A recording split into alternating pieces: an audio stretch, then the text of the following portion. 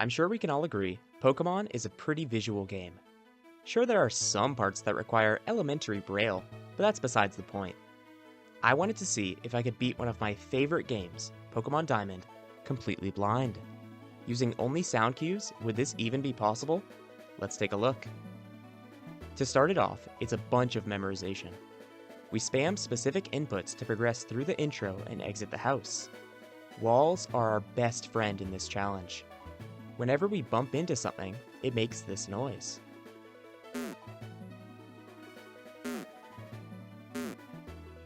Now this is extremely helpful.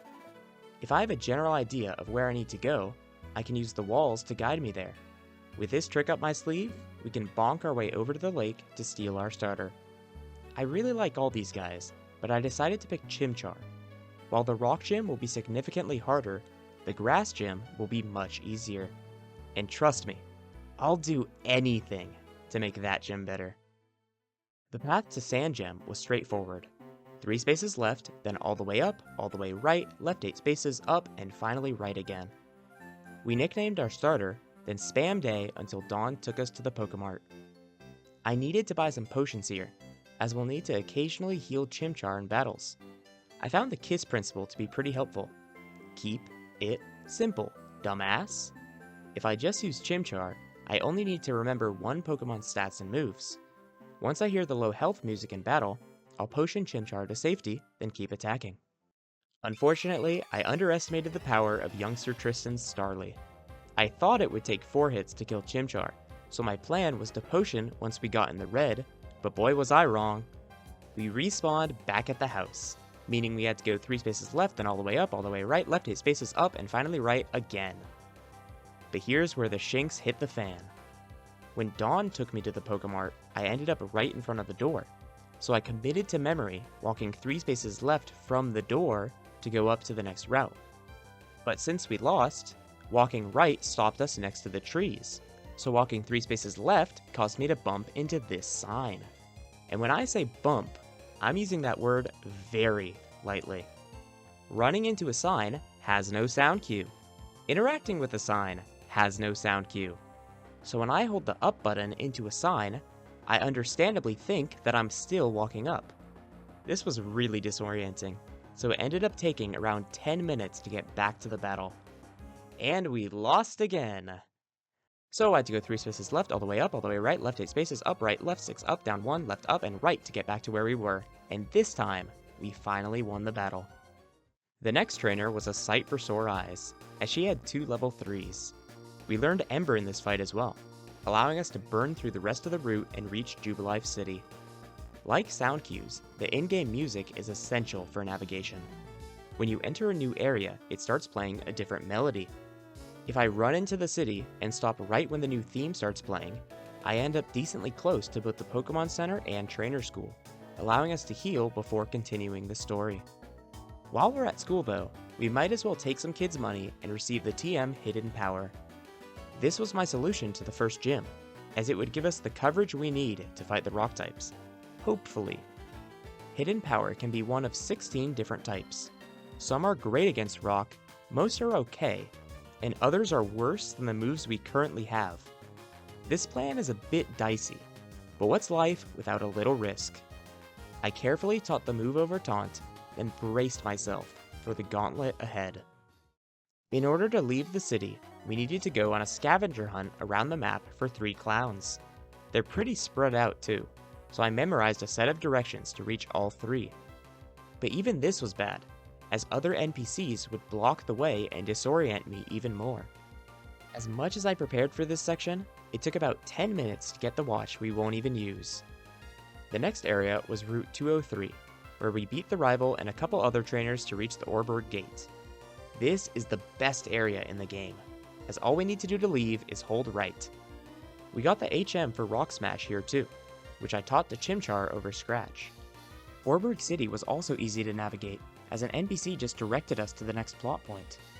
The gym leader was too busy smashing rocks to do his job, so we left to go find him.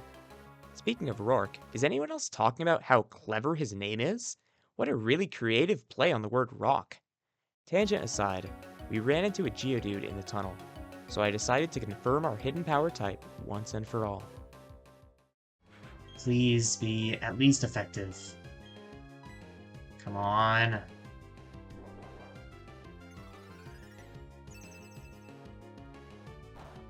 No! Ugh, well, it's gonna be a hard fight ahead. This really sucks, as now our best bet for the gym is Rock Smash. While the name of the move implies this will be a better counter, rock types generally have a way higher defense than special defense. Something finally went our way in this run though, as Chimchar evolved immediately after the first gym trainer.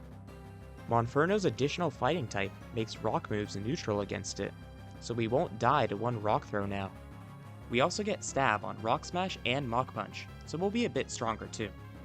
We took out his Geodude in 2 hits, but then came Onix.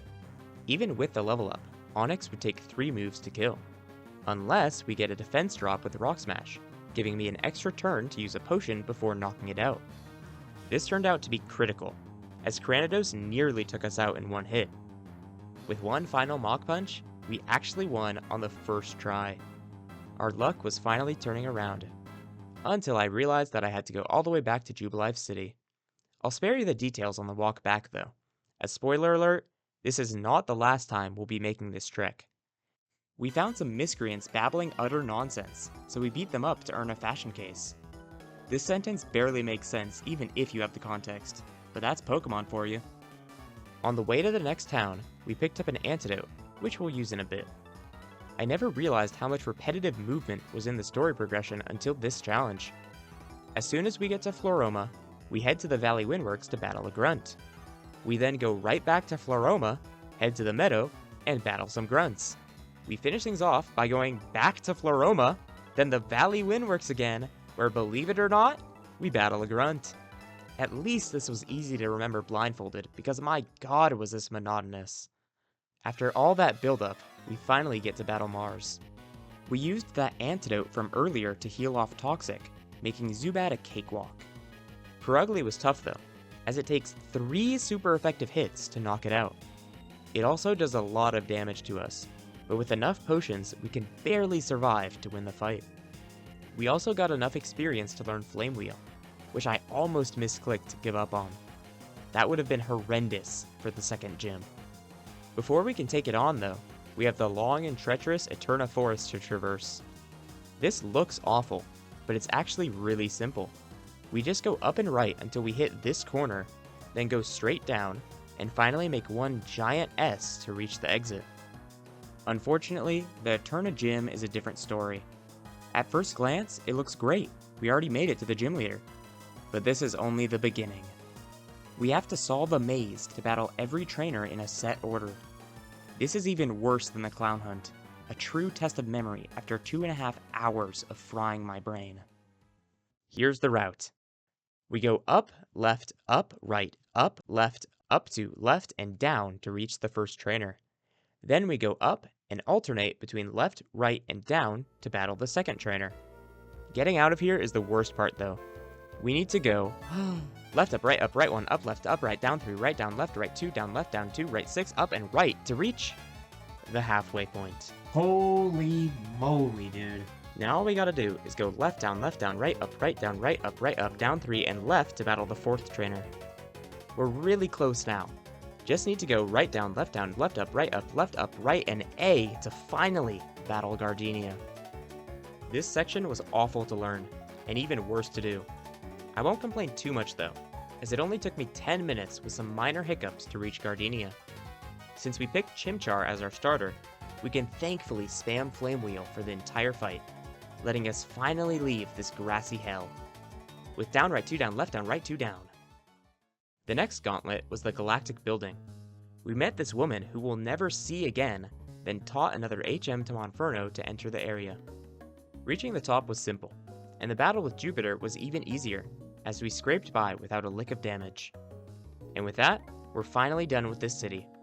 All we need to do now is pick up our new Explorer kit and bicycle to start our trek to Hearthome. But I had a different plan in mind. If you've ever seen a speedrun of this game, you'll know where I'm going with this. Instead of heading right to Mount Coronet, we return to Orberg, pass through our favorite gate, run through Route 203, and arrive back in Jubilife. It's time for the Void Glitch. I'll try to explain this as best I can, as even I don't know too much about it. The game's map is broken up into different chunks, connected through load lines. When you pass through one of these lines, the chunk you're entering fully loads. But if you pass through multiple lines at sufficiently fast speed, you can cause these sections to load improperly. This allows us to access locations that we should never be able to reach. Specifically, we're targeting this door. If we enter the building from the inside, we can walk out of the entrance into the void. And now, the possibilities are endless. We just have to blindly navigate through the darkness to reach the Hall of Fame. Lucky for me, I've been navigating through darkness this whole time. The problem with this glitch is it's a bit precise. We want to load the northeast chunk on top of the northwest chunk, so we have to bike through these two lines. Unfortunately, there's not a great way to do this without visuals, so I had to get a bit creative. From the city entrance, we go right and down to this corner, then left and down to reach a sign. But this time, I came prepared.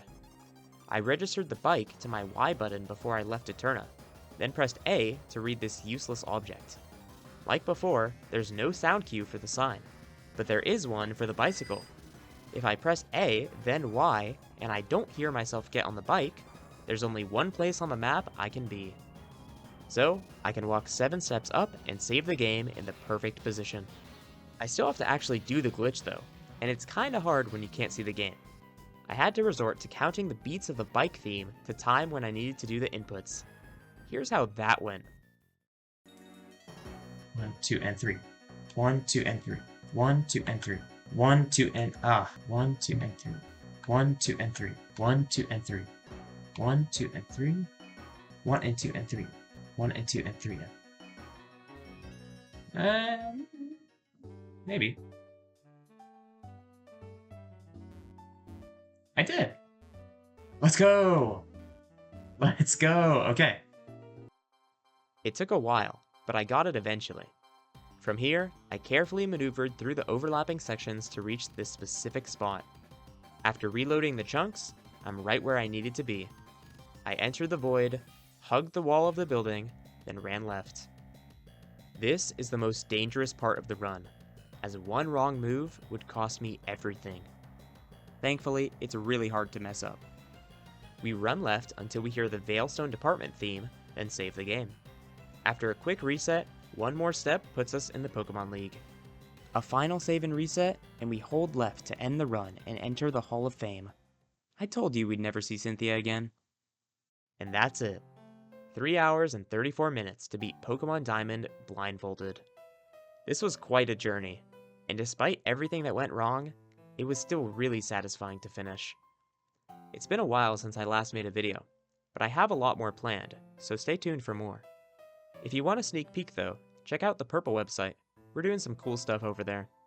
Otherwise, thanks for watching.